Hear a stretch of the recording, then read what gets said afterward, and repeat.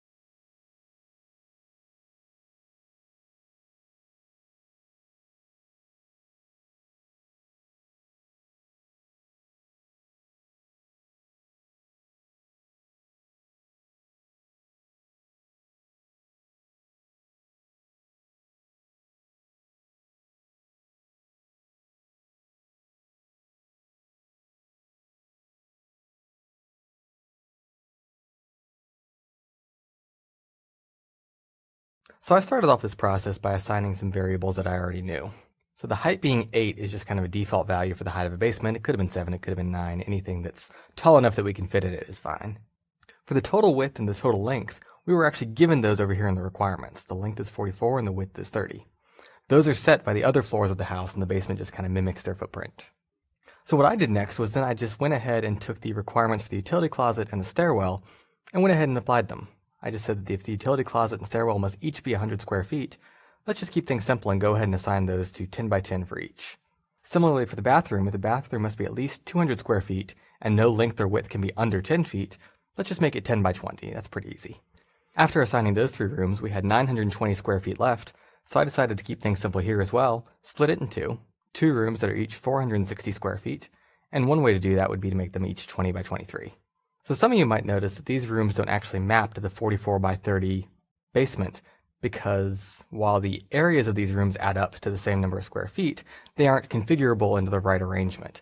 For the purposes of this example, we'll leave it at the numbers, but a real configuration exercise for this would also involve arranging the rooms such that not only do they add to the same number of square feet, but they can physically fit inside the same rectangle. Thank you, David. There's several things to note from David's analysis. One is that in configuration, finally we want an arrangement of all the components, of all the parts. So in this case, finally we want an arrangement of all the rooms and the stables and the utility closets and so on. not just the size of each one of them, but the actual spatial layout. Second, David began by assigning values to some variables here because he thought that these variables were more restricted. One can use a number of different heuristics for ordering the variables. Perhaps we can choose those variables which are most restricted first, or we can choose those variables that restrict others the most first. We can choose the most important variables first. The point is that there can be a large number of variables and we can impose an ordering on them. Configuration is a kind of design that assigns values to variables to satisfy certain constraints. Design in general can be very complex and sometimes very creative. Configuration is a kind of very routine design, the kind of everyday, mundane design, which is very, very common. While in design, in the beginning, you do not know what the components or the arrangement of components looks like. In configuration, you already know all the components. You simply have to figure out an arrangement that will satisfy some constraints. As an example, consider the furniture in the room in which you are sitting right now. All the components, all the pieces of furniture are already known. The room is fixed. You can't change the room either. But you certainly can move the furniture around. There might be some constraints. For example, if the room has a couch and a TV, then you might impose a constraint that the couch must be in front of the TV and a certain number of feet away from it. Given the constraint that all the furniture must somehow fit into the room, as well as the constraint that the TV must be in front of the couch, you might first decide to place the TV and the couch in specific locations. And then, having decided on the location of the TV and the couch, decide on the location of the other pieces of furniture. David, given that configuration is so common, can you think of other examples? So it seems like we could talk a lot about the physical arrangement of things in different types of rooms. For example, when an airline configures a new airplane, they have to configure the arrangement of the seats, the arrangement of the window, the arrangement of the emergency exits, and various things like that. But I think configuration really goes beyond just configuring the physical layout of items. So when I'm taking a picture with my camera phone, for example, I have to configure different options like the focus, whether or not the flash is on, my distance to what I'm taking a picture of, and a few other different things like that. In doing so, I'm still balancing different restrictions. So for example, if I'm taking a picture of a landmark, I can only be so close to it. And therefore, I might need to make different decisions based on the focus or the flash in order to afford for how far I can be from the landmark. Design in general is a very common information processing activity, and configuration is the most common kind of design. Now that we have looked at the definition of the configuration task, we're going to look at methods for addressing that task. Once again, recall that the components in case of configuration are already known. We are deciding on the arrangement of those components by assigning values to specific variables of those components, for example, sizes. Here is an abstract specification of a knowledge-based AI method for doing configuration design.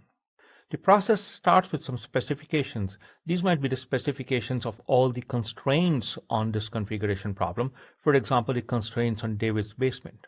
The output is an arrangement model, a model of the arrangement of all the components with the components already known, for example, the arrangement of David's basement. In this method for some configuration design, we begin with some very abstract and perhaps partial solutions. This abstract and partial solution may be represented in the form of a design plan. So an abstract and general plan for basements of houses. Each plan specifies a subset of all the variables. We assign values to the variables in that plan. The plan is now complete.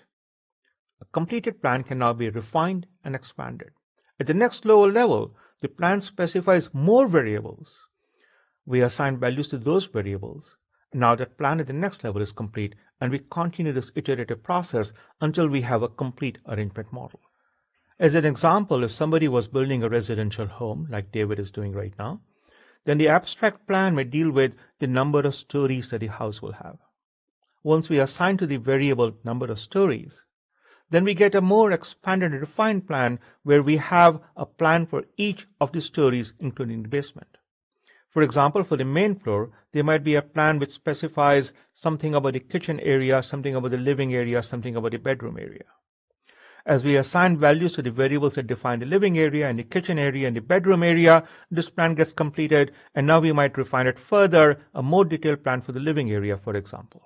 This abstraction hierarchy is a diagrammatic representation of these plans arranged at different levels of abstraction. I begin with the most abstract plan, then I refine them and expand them as I go down. As I said earlier, in configuration design, all the components are already known. Nevertheless, in some cases, it might be able to also select the components. So for example, I might not only be able to reconfigure the TV, I might also be able to pick a specific kind of TV. So this might be a TV in general, and a more specific kind of TV, and a more specific kind of TV, and so on.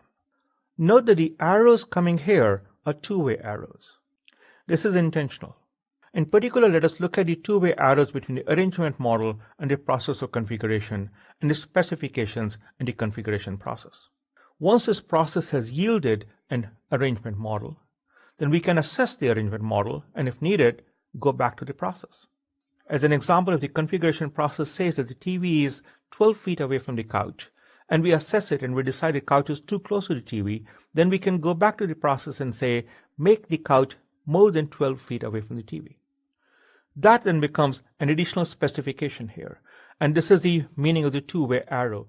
It is not just that we start with specifications and the configuration process works to satisfy them, but also as the configuration process works and results in solutions, we can evaluate those solutions and the specifications may change. This is a very common property of all design. One of the major differences between design and problem solving is that in problem solving, the problem typically remains fixed and we come up with a solution. In contrast, in design, the problem evolves as the solution evolves. The problem and the solution co-evolve. So we start with a problem of satisfying certain constraints, but as the solution evolves, the evolution of the solution results in the evolution of a problem. As an example, let us suppose that the configuration problem is to configure the parts of a computer processor so that the processor can work at a particular speed. You do so, you come up with an arrangement model, but when you evaluate it, you find that the processor overheats. In that case, you may change the specification and say that the specification is not only that the processor should be fast enough, but also that it should not overheat. This is an example of problem evolution and solution evolution. Now that the problem has evolved, you may come up with a new solution for the processor design. This now is an example of problem evolution and solution evolution. So for an example that might hit a little bit closer to home for many of you, as you've been designing your agents that can solve the Ravens test, you've done a process somewhat like this. You started with some specifications, general specifications that your agent must be able to solve as many problems on the Ravens test as possible. You then start with an abstract solution of just a general problem-solving process that you may have then refined to be more specific about the particular transformations to look for or the particular problem-solving methods to use. That got you to your final result, but when you ran your final result, you may have found something like it would work, but it would take a very, very long time to run, weeks or months. So that then causes you to revise your specifications. You not only need an agent that can solve as many problems as possible, but you also need one that can solve it in minutes or seconds instead of weeks or months. Well, let us look at how the process of configuration would work in detail. Recall our metaphor of represent and reason. We represent knowledge, then we reason over it. So suppose the task is to configure a chair. We must then somehow represent our knowledge of this chair so that we can reason over it. So we may represent our knowledge of the chair in the form of a frame. Here is the frame, here are the various slots. For the time being, let's just assume there are 6 slots that are important. The last 4 of the slots may point to their own frames. So there might be a frame for legs, a frame for seat, and so on. Now some of these frames have slots like size and material and cost. For legs, we may have an additional slot like count, what is the number of legs in the chair. Now this particular frame representation captures our knowledge of the generic, prototypical chair. To do configuration design is to come up with a specific arrangement of all the parts to this particular chair to assign values to each of the variables, which means filling out the fillers for each of the slots. Of course, the values of these variables depends in part on the global constraints of mass and cost. We may, for example, have a global constraint on the mass of the chair or on the cost of the chair or both. We may have additional constraints as well. For example, the material of the chair might be given. Perhaps the material needs to be metal. Now, in configuration design, we not only know all the components like legs and seat and arms and so on. We not only know the variables for each of the components like size and material and cost, but we also know the ranges of values that any of these variables can take. Thus, the seat of a chair may have a certain width or length or depth. Here we're showing the size of the seat in a very simple manner in terms of the mass of the seat as measured in grams, so 10 to 100 grams. You'll see in a minute why we're using this simple measure. Similarly, these brackets for this material slot suggest that there is a range here, and we'll show the range on the left in just a minute. The cost then will be determined by the size and the material of the seat. Let us suppose that this table captures the cost per gram for certain kinds of materials. Now you can see why we're using gram as a measure for the size of the seat. We wanted to very easily relate the size to the cost. The material slot now can take one of these three values. This is the range of values that can go into the material slot. Given a particular size and a particular material, we can calculate this cost.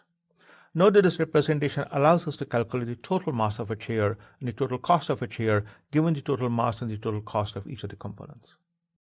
Now let us suppose that we get a new order in which a customer wants a chair that weighs over 200 grams, costs at most $20, and has 4 legs.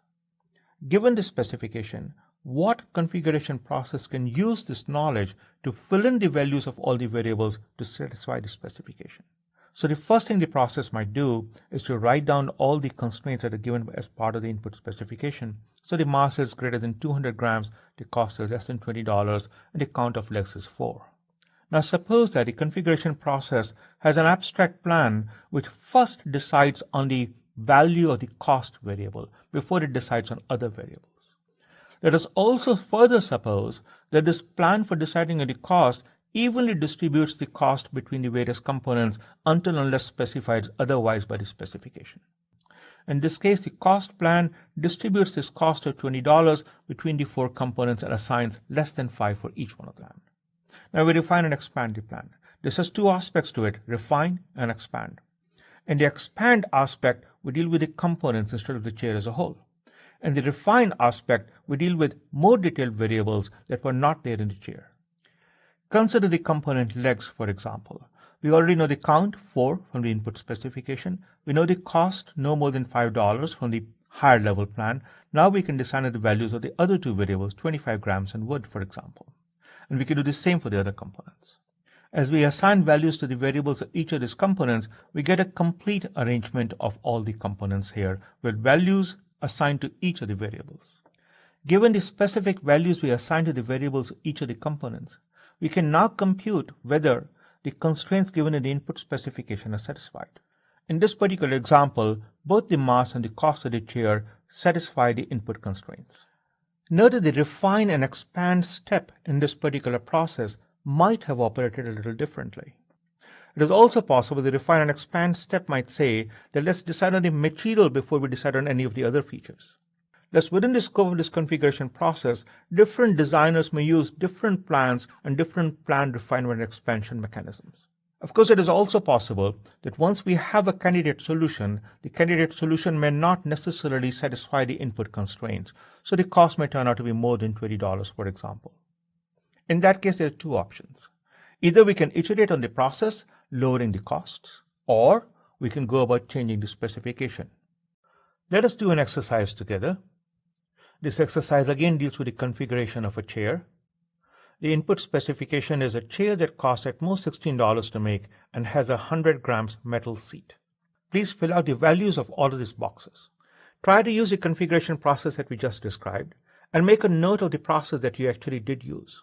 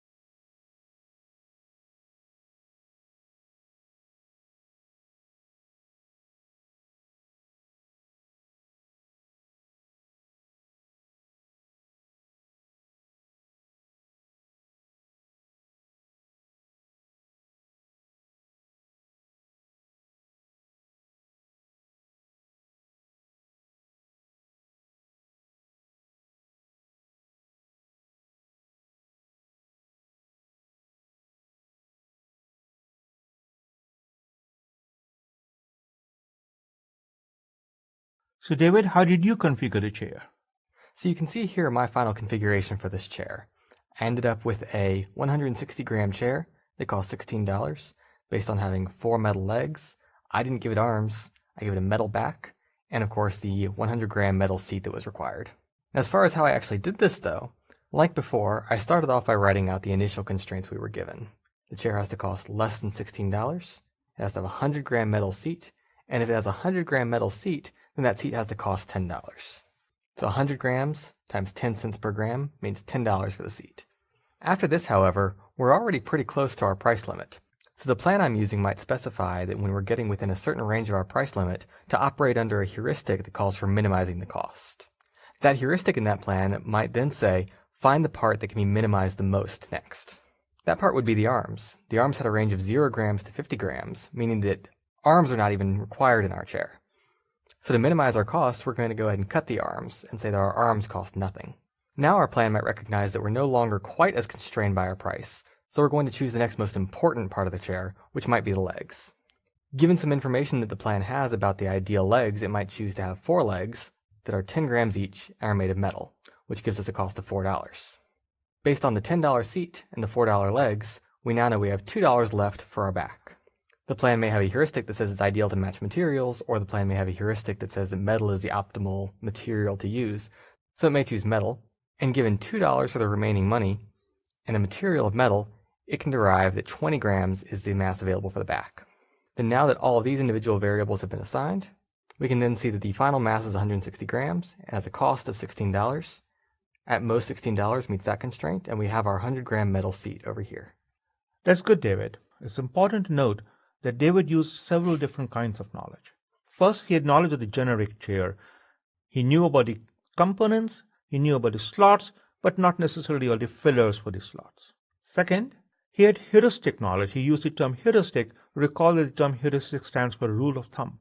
So he had heuristic knowledge about how to go about filling the values of some of these slots. Third, explicit in this is not just the knowledge about legs and seats and arms and so on, but also how this chair as a whole is decomposed into its components. That is one of the fundamental roles of knowledge and knowledge-based AI.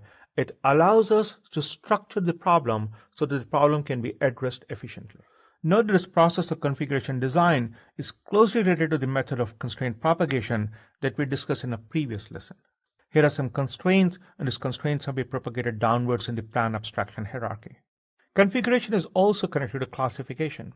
In case of classification, you establish and then refine, establish and then refine. In case of configuration, you instantiate the plan, assign the values to the variables, refine and expand. Instantiate the plan, assign values to the variables, refine and expand. Second, configuration leverages classification's notion of prototypical concepts. So the hierarchy of plans is organized around these prototypical notions of components of a chair. A chair typically consists of legs and seats and arms and back and so on.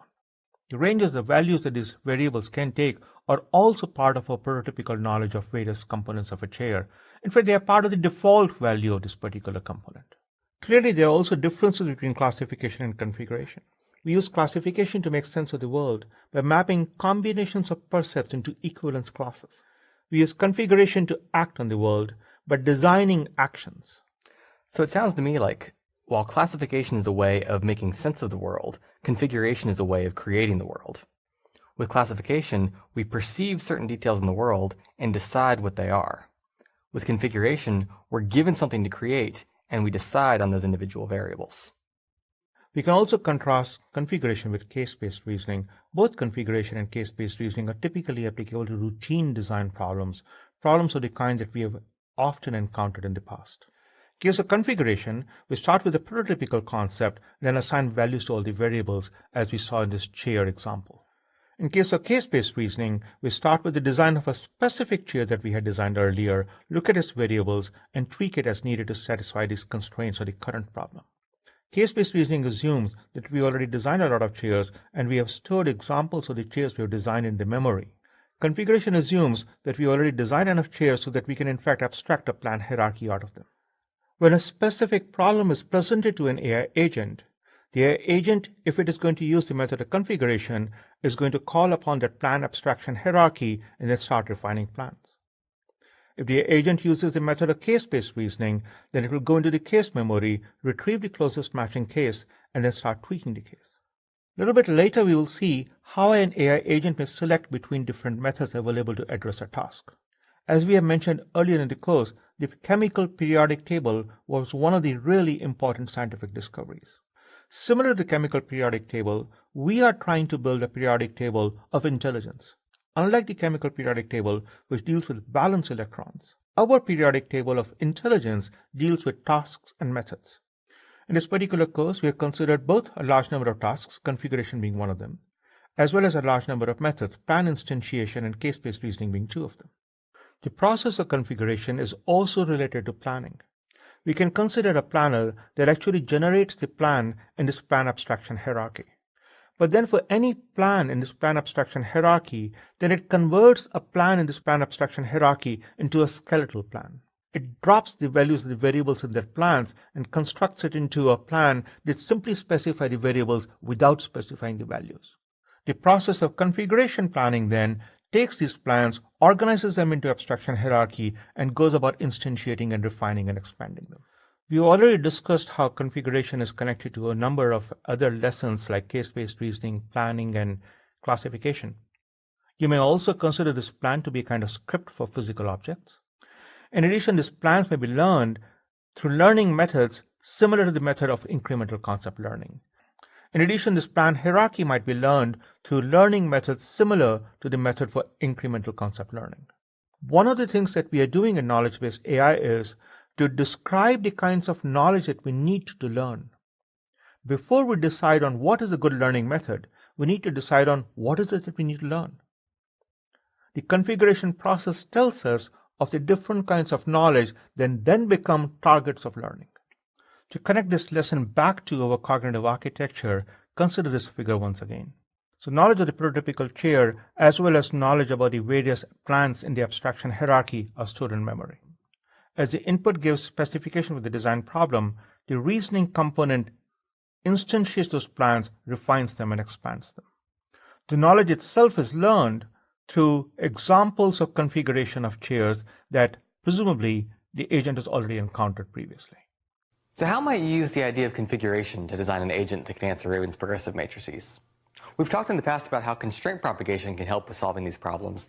If configuration is a type of constraint propagation, how can you leverage the idea of variables and values in designing your agent? What are the variables and what values can they take? We've also discussed how planning can be applied to Raven's progressive matrices. If configuration leverages old plans, how will you build your agent to remember those old plans and reconfigure them for new problems? Will it develop the old plans based on existing problems, or will you hand it the plans in advance? So today we've talked about configuration, a kind of routine design task.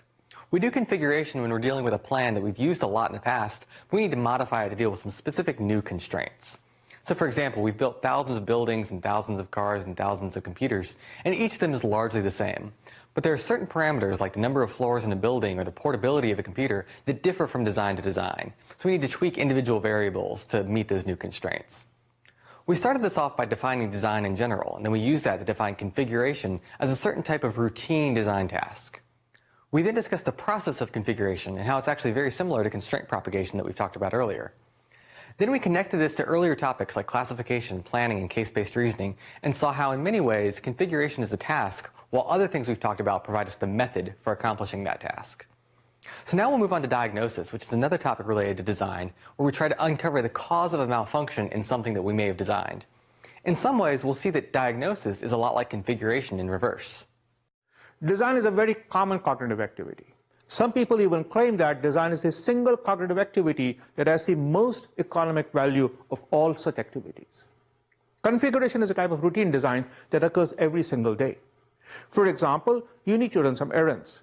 You know the roads, you know the vehicle, you know the traffic patterns. Now you need to configure the specific route that can optimize some constraint, such as time. Cooking is another everyday example of configuration. We know the recipes, which tell us about the high-level plans and the ingredients. We need to assign values to specific variables that can optimize some constraints, such as taste. Notice that we can separate task from method. Configuration is a task that can be addressed by many methods. We have looked at several of them, such as case-based reasoning, plan refinement, generate and test, and so on. Today we'll talk about diagnosis. Diagnosis is the identification of the fault or faults responsible for a malfunctioning system. The system here could be a car, a computer program, an organism, or the economy. Diagnosis builds on our discussion of classification and configuration. We'll start by defining diagnosis. Then we'll set up two spaces, a data space and a hypothesis space. Data about the malfunctioning system, hypothesis about the fault that can explain that malfunctioning system. Then we'll construct mappings from data space to hypothesis space, which amount to diagnosis. We'll discuss two views of diagnosis: diagnosis as classification and diagnosis as abduction. Abduction in this context is a new term to you. We'll discuss it in more detail today. To illustrate the task of diagnosis, let us begin with an exercise. When we think of diagnosis, most of us think in terms of medical diagnosis, the kind of diagnosis a doctor does. So this particular exercise is coming from medical diagnosis. Actually, it's a made-up exercise from medical diagnosis. And here is a set of diseases, fictional diseases, that the doctor knows about, along with the symptoms that each disease causes. So uveitis, for example, causes elevated A, reduced C, and elevated F, and so on. Given this set of data and this set of diseases, what disease or set of diseases do you think the patient suffers from?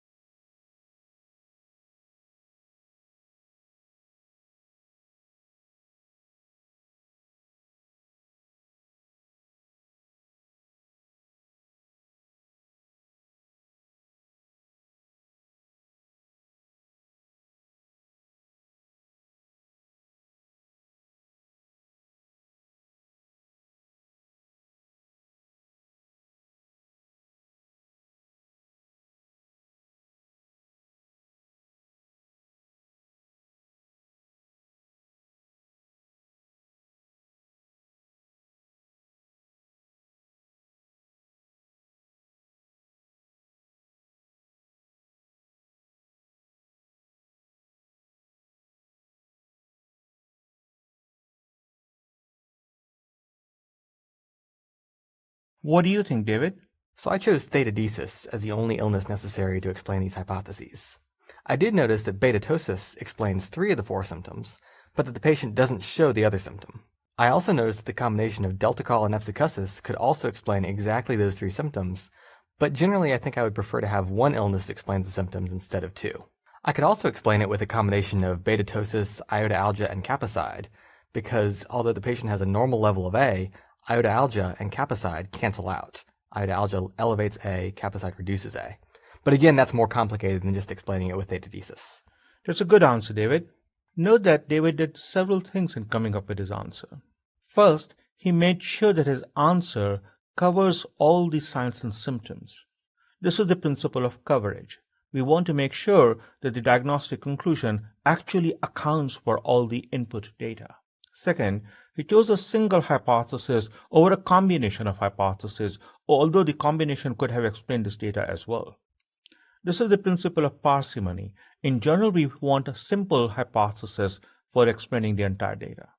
Third, these hypotheses can have various interactions between them, and these interactions can make the diagnostic task quite complicated. Fourth, David used the term explanation. This is an important aspect of diagnosis. We want a set of hypotheses that would explain the input data.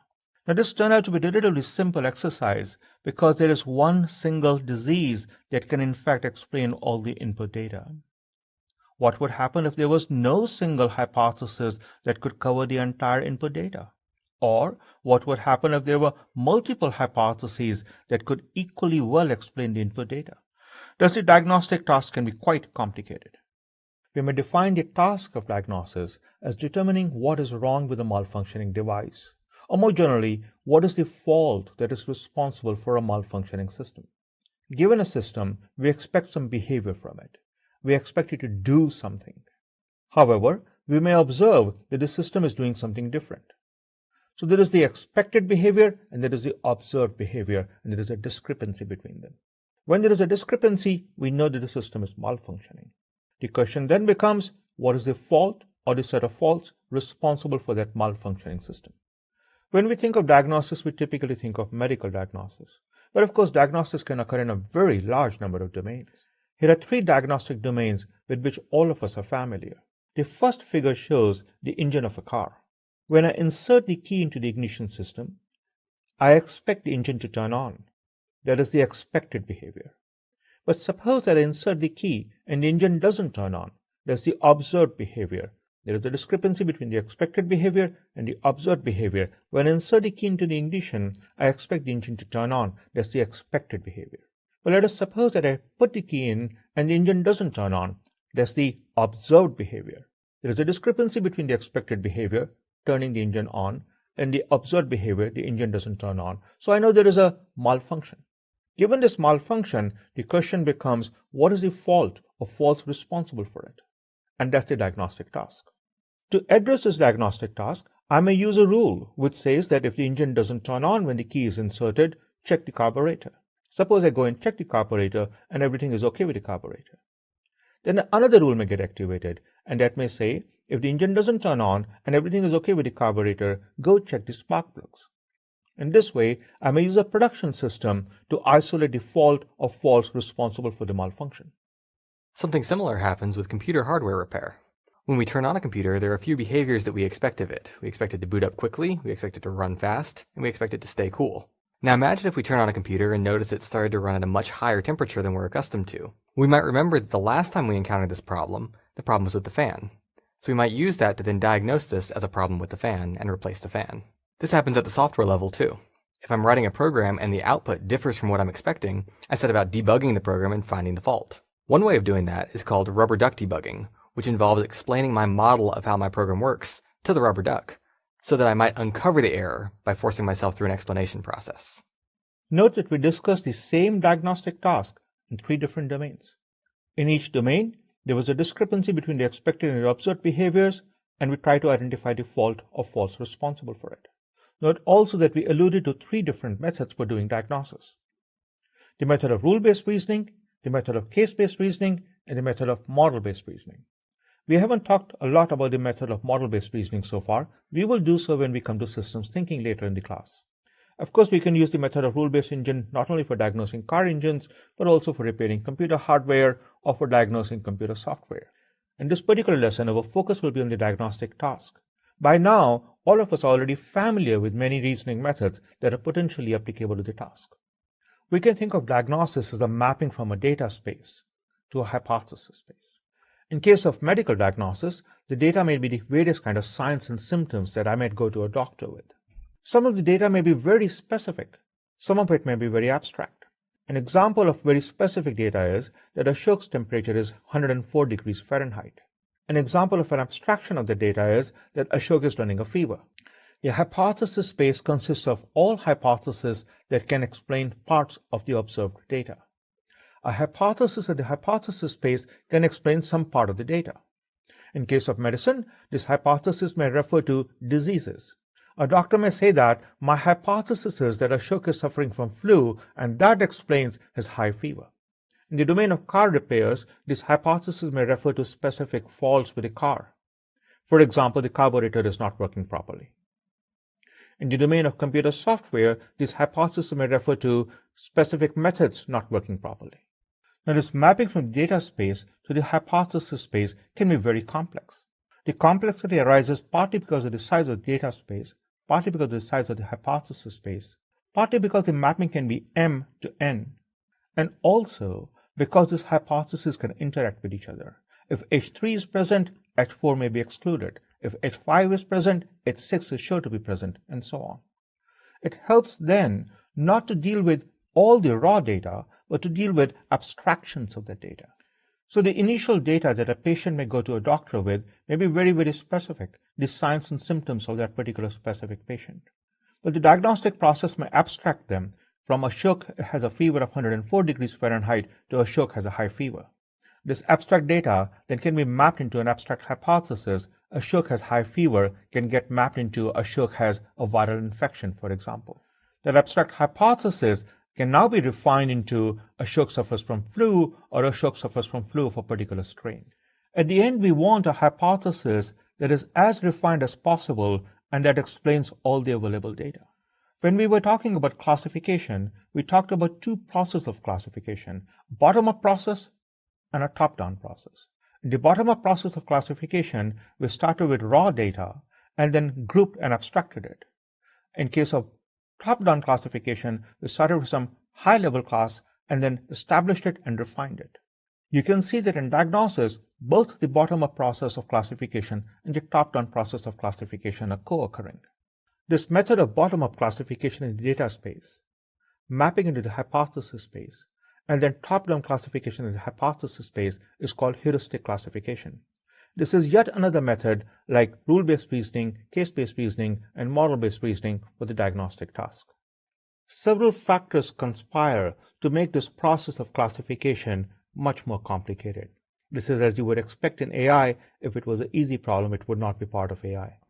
The first factor that makes this problem complicated is that one data point might be explained by multiple hypotheses. So I go to the doctor with high fever, G5 here, and several hypotheses about different diseases might explain my high fever. Which of these hypotheses then is true? A second factor that complicates things is that one hypothesis may explain multiple sets of data. So the hypothesis that Ashok has influenza might explain not only that he has fever, but also that he feels tired, and also that he's shivering, and also that he can't sleep at night. Let us suppose that I go to the doctor with two data items, one that I have high fever and the other that I am tired. Now the doctor may come up with a hypothesis H3 that Ashok suffers from flu. However, when H3 is present, then one can expect other symptoms to be observed as well. However, the hypothesis of H3 may generate expectations about additional data items. How then may a doctor decide that H3 is true? Well, one possibility is that the doctor may ask Ashok additional questions to collect additional data. Do you shiver at night? The doctor may ask if that is one of the expectations generated by the hypothesis of having flu. Thus, the mapping is not only from the data space to the hypothesis space, the mapping is also from the hypothesis space to the data space. Diagnosis entails not only mapping data to hypothesis, but also generating expectations of additional data and collecting that additional data. Of course, both of the first two factors may be present at the same time. That is, one hypothesis may explain multiple data items, and multiple hypotheses may explain the same data item. So in general, this is a M to N mapping, multiple hypotheses, multiple sets of data. And of course, this immediately makes the diagnostic task harder. The fourth factor that makes the diagnostic task hard is that these hypotheses can interact with each other. One of the common interactions between hypotheses is called mutual exclusion. Mutual exclusion occurs when if one hypothesis is present, another hypothesis cannot be true. In this case, H3 explains D2, D3, D4, and H6 explains D of 6, D of 7, D of 8. But if H3 is present, H6 cannot be true, and if H6 is present, H3 cannot be true. This makes the diagnostic task hard because if a patient goes to a doctor with symptoms D3, D4, and D6, D7, then the question becomes whether to include H3 or to include H6 in the final conclusion. A fifth factor that makes the diagnostic task hard is called cancellation. Cancellation occurs when two hypotheses interact relative to a particular data item. As an example, I may have flu, which tends to increase the temperature, but I may also have a lowered immune function, which tends not to show higher temperature. As a result, I may not show high fever, but it's not because I don't have flu. It's much more because the symptoms of flu and the symptoms of lowered immune function are canceling out each other. So we also saw this in our initial exercise. We chose theta deduce as the most parsimonious hypothesis for these data. But imagine if we didn't have that as an option. If we didn't have theta deduce, we may have said that it's beta-ptosis, iota alga, and kappa side, because the elevated A we see in iota alga cancels out the reduced A we see in kappa side, which would account for our normal A levels.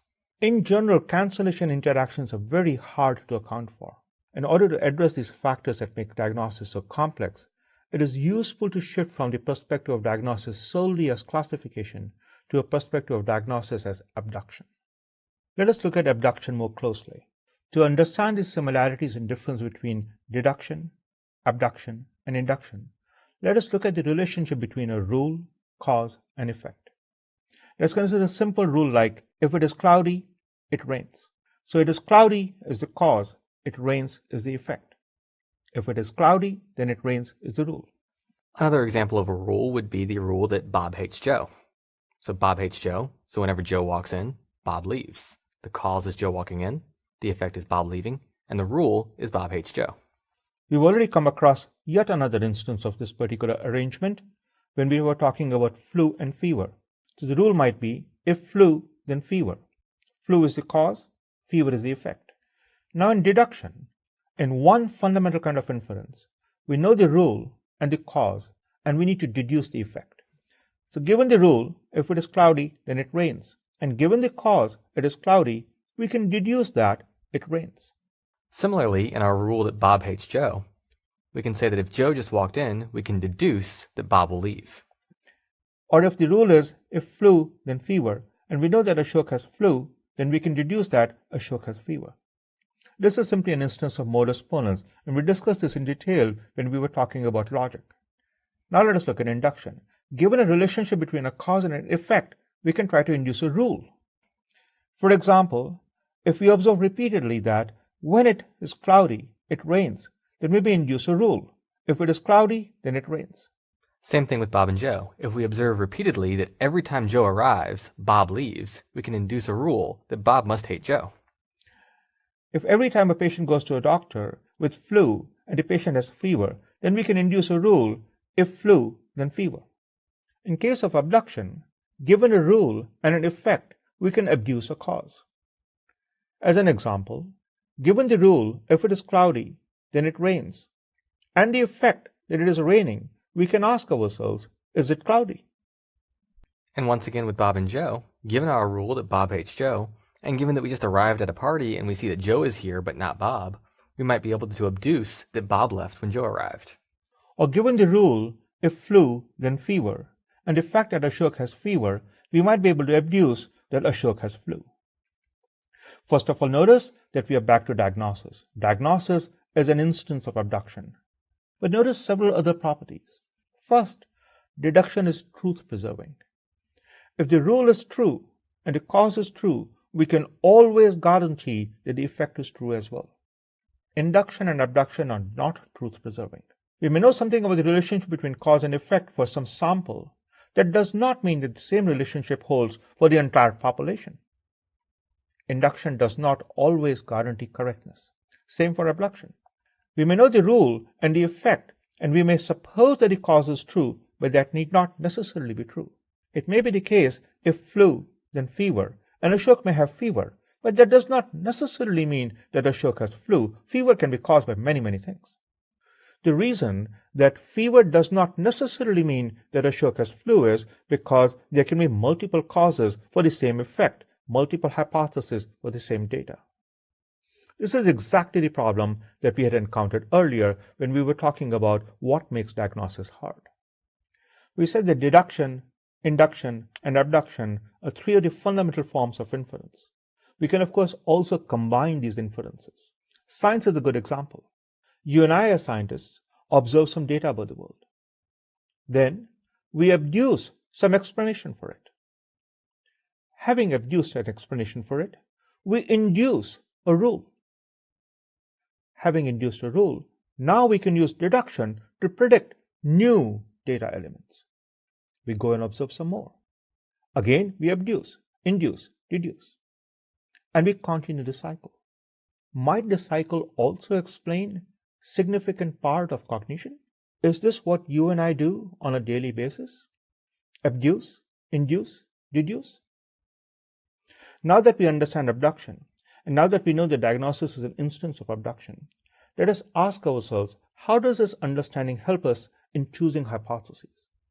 So the first principle for choosing a hypothesis is explanatory coverage. A hypothesis must cover as much of the data as possible. Here is an example. Hypothesis H3 explains data items D1 through D8. Hypothesis H7 explains data item D5 to D9. Assuming that all of these data elements are equally important and equally salient, we may prefer H3 over H7 because it explains more of the data than does H7. The second principle for choosing between competing hypotheses is called the principle of parsimony. All things being equal, we want to pick the simplest explanation for the data. So consider the following scenario. H2 explains data elements D1 through D3. H4 explains data elements D1 through D8. H6 explains data elements D4 to D6. And H8 explains data elements D7 to D9. Now, if we went by the criteria of explanatory coverage, then we might pick H2 plus H6 plus H8 because the three of them combined explain more than just H of 4. However, the criteria of parsimony would suggest that we pick H4 because H4 alone explains almost all the data and we don't need the other three hypotheses. In general, this is a balancing act between these two principles. We want to both maximize the coverage and maximize the parsimony. Thus, in this particular example, we may go with H4 and H8. The two together explain all the data, and in addition, the set of these two hypotheses is smaller than the set of hypotheses H2, H6, and H8. The third criteria for choosing between competing hypotheses is that we want to pick those hypotheses in which we have more confidence. Some hypotheses are more likely than others. We may have more confidence in some hypotheses than in others. As an example, in this particular scenario, H3 may explain data items D1 through D8, and H5 may explain more data elements from D1 to D9, so H5 also explains D9 that H3 doesn't. However, we may have more confidence in H3, and so we may pick H3 instead of H5. Once again, this is a balancing act between these three criteria for choosing between competing diagnostic hypotheses. A quick point to note here, these three criteria are useful for choosing between competing hypotheses even if the task is not diagnosis. The same problem occurs, for example, in intelligence analysis. Imagine that you have some data that needs to be explained, and you have competing hypotheses for explaining that particular data. Well, you may pick between the competing hypotheses based on this criteria, although the task is not a diagnostic task. These three criteria are useful for explanation. Diagnosis simply happens to be an example of explanatory task. Let us do an exercise together. The data in this particular exercise is a little bit more complicated than in the previous one. On the right-hand side are shown a set of diseases. What disease or subset of these diseases best explains the available data?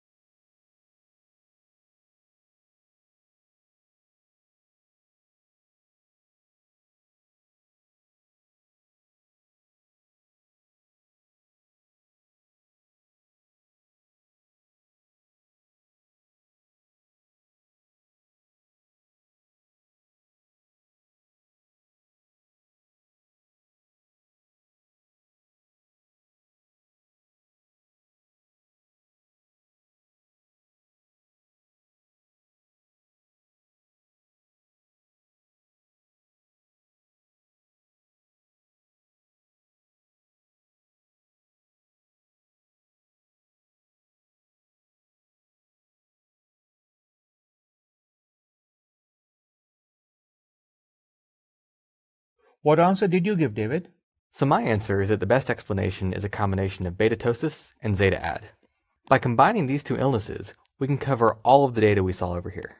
We saw both illnesses elevate B, which led to our high B, and both reduce C, which led to our low C. Our patient had a normal level of E, but the effects of beta-ptosis and zeta-ad counteract their influence on E. Then zeta-ad accounts for our reduced F, and beta-ptosis accounts for our reduced H. My explanation, though, heavily weights the principle of coverage. I sacrifice parsimony by having two different explanations. For the sake of coverage, I now cover all the symptoms. I could have also chose thetadesis. Thetadesis would have explained B, C, and H. It wouldn't explain F, but it would be a simpler explanation than the combination of beta-ptosis and zeta-ad. In that case, I would be sacrificing coverage for parsimony. I could also augment thetadesis with capicide and mutension. The three of them together would cover all our symptoms, but that would also be less parsimonious than beta-ptosis and zeta-ad alone. I may have chosen to do that, though, if those three diseases were much more common than beta-ptosis and zeta-ad, in which case I would have more confidence in them than just these two. That's an excellent answer, David, but how did you come up with this answer? So what I did is I started with the data, and I looked at which of these hypotheses currently match the data the best. That is to say, which hypotheses explain the most points and had the fewest conflicts. So for example, beta-ptosis explained the high B, the low C, and the low H, but it didn't explain the low F, and it also suggested there was elevated E. Initially, thetadesis was the best match. It explained 3 symptoms and just didn't explain a 4th. Then based on that, I went looking for another illness that would complete the explanation. For thetadesis, that ended up leading me to capicide and mutension, but at that point I was using 3 different hypotheses. So I decided to revisit one of the closer matches from my original round.